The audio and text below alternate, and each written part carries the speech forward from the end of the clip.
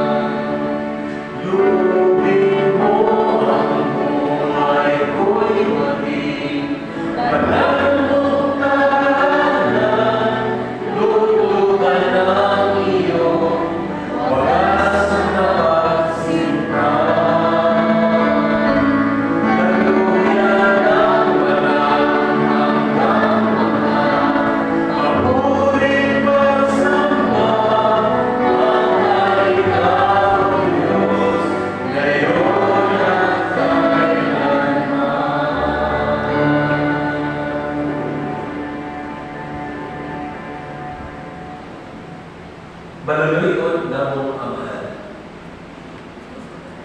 Umari ka sa among kaliwanag karon. Ihatag ang kalinaw. Ihatag ang kalimay sa matag usab niini nga kabutanon. Adunay mga kahingawa sa among mga kasing-kasing tungod kay adunay mga kaubanan namo nga wala nako nakauban sa pagsimba sa milamay nga mga domingo. Kung unsa man o Diyos ang mga hinungdan, mga paginahanglan, mga buluhaton, kabisigon sa kinabuhi, nag-aampo kami kanito nga ikaw ngayon ang mga hapsay ni ining tanan. Ang mga pagbati diin angay ipasiguli, angay na imo kayo nga pananagunan. Kung adunay mga diling pagsinagdanay sa sulod sa matag panitalay, nag-aampo kami sa imong balaang Espiritu Santo. Magalimong ikaw sa matag kasing-kasing. Kung imo kaming dakson na tanan, ibabati imo ka nako. Kung unsa ang labing maayo na pagbuhaton. Nag-aampo o padayon na nagahangin kami sa imong grasya kanang tanan. Ilabi na sa umaabot namo kinanapan ng Thanksgiving. Ikaw, maluluyon na Amahan, ang mga manalangin ka namo. Kaniha sa among pagpamanda, makita ang matinuanon nga paglihok uban sa malipayong pagpasalamat tungod kay among ginadila nga ang among kinabuhi gikan kanimo ug imo lamang kini nagipahulam kanamo. O tungod niini o Dios, tudluin ang matag kasing-kasing nga mamahimo mapasalamaton kaya sa tanang gayon, ikaw gayon ang nagaluwas kanamo tanan. Gikan sa kalisdanan, gikan sa mga balatian, gikan sa mga hinanaling kamatayon, o Diyos, ikaw gayon ang nagasapnay o nagaluwas kanamo tanan. Panalangin bisan pa ang among mga plano na sa matang karon ug unya among gayon ginailan. Kung wala ikaw, wala gayon kami mahimo. Busa o Diyos, diha kanimo among ginatugyan ang tanan. Ang among invited speaker sa susunod nga domingo. Ang tanang bahin sa among liturgy, ang matang panimalay, ang matang kasing-kasing na imong pagkatawgon aron mahiusan sa pagsimba kanimo. Panalangini o Amahan ang among mga paghangin. Sa tanang mga biyahe niini nga mga adlaw, ikaw o Diyos ang makahatag kanila sa imo maluwasnon nga pagbantay. Maabot nila ang ilang nagkadaiyang mga destinations na safe and sound. O diha kanimo, malipayan sila nga magpasalamat. Maluluyon ng Amahan, ikaw ang nagadugtong sa matag usab. Ikaw ang nagahatag o iwang sa among mga kalalon na kung usahay kami nagalakaw sa lahing dalan.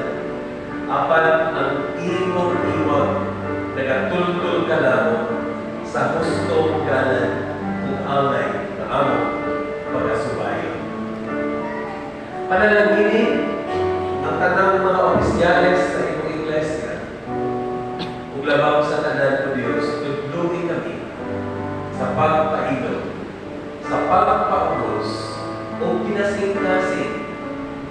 pagkadawat sa mga responsibilidad. Tugluin kami na kami mamahimong hamtong sa pag-atubang sa tanang mga responsibilidad na imong inasamon yan. Ang tanan na anaa sa balatian ng Diyos, gudili sila aron nga masinating nila ang kaayuhan nga ilang gikinahanglan. Ang tanan na anaa nagapalingkamot aron na mabuhi matagbo ang mga panginahanglan sa tanang mga negosyo, tanang trabaho na imong gitugot nga among unitan. Ikaw o Amahan ang magapanalangin sa tanan namo mga palingkamot. Kung ano namay mga dinasahin na paghamyo na pinatitigan sa mga kasing-kasing, manuloy kong Amahan, tabangin kami aron among masabtan ang imong plano sa matang kinabuhi na mong tanan. Andaman ang among mga kasing-kasing karon. Abli ang among matang muna-muna. Ihatag ang kaalam aron among masabtan ang imong pinsahe iini na adlaw. Ang kalingkod o Diyos ang kayo kanunay na ginaako, ang imong pagpamaayo, ang imong paghatag o bagong opportunity sa mga adlaw ng tanan. Padayon ang magasakyaw kami sa imong mga pulong.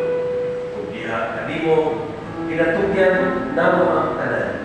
Lakip na ang mga paghangyan na wala namo nasulti ining mga paghampo.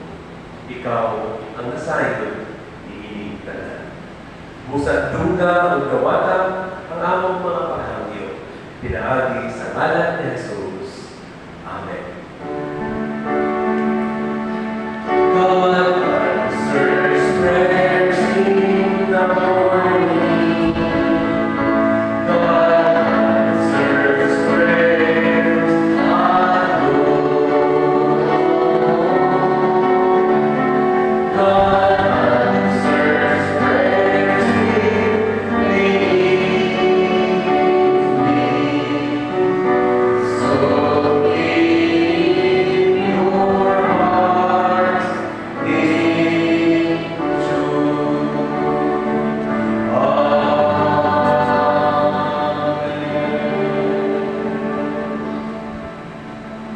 Kinahangyo ang tanan sa pagpanindog, isip pagtanong sa pagbasa sa banal na kasulatan. Kinutok kini sa Ebanghelyo sa atong Ginoo, sumala kang Mateo, Kapitulo 25. Magasugod sa versikulo 14 hangtod sa 18 o diha sa 29 hangtod sa 30. Miingon pa si Jesus, ang paghari sa Dios sama sa usa ka tawo nga hapit na moadto sa lain nga dapit. Busa gitawag niya ang iyang mga sulugoon o gitugyan kanila ang iyang kwarta aron inegosyo nila. Ang matag sa kanila gihatagan niya sumala sa ilang abilidad sa pagnegosyo. Ang usa gihatagan niya og 5,000, ang usa 2,000, ug ang gihatagan niya og usa ka libo. Unya bilakaw siya. Ang sulugoon na nakadawat og 5,000 nagnegosyo dayon o nakaginansa siya og 5,000. Mausa ang dibuhan sa nakadawat og 2,000. Nakaginansa usab siya og 2,000. Apan ang nakadawat og usa ka libo nilakaw o gilubong niya sa yuta ang kwarta nga gihatag sa iyang agalon aron unta inegosyo. Kaya ang kasaligan hatagan pagayon aron mudaghan pa ang gitugyan kaniya. Apan ang dili kasaligan, bisan ang gamay nga gitugyan kaniya, buhagon pa. Ang sulgoon nga walay kapuslanan ilabay sa gawas didto sa kaminginan. Diin muhilak siya ug magkagot ang iyang mga ngipon. Kini ang pulong sa atong Ginoong Hesukristo. Amen. Ang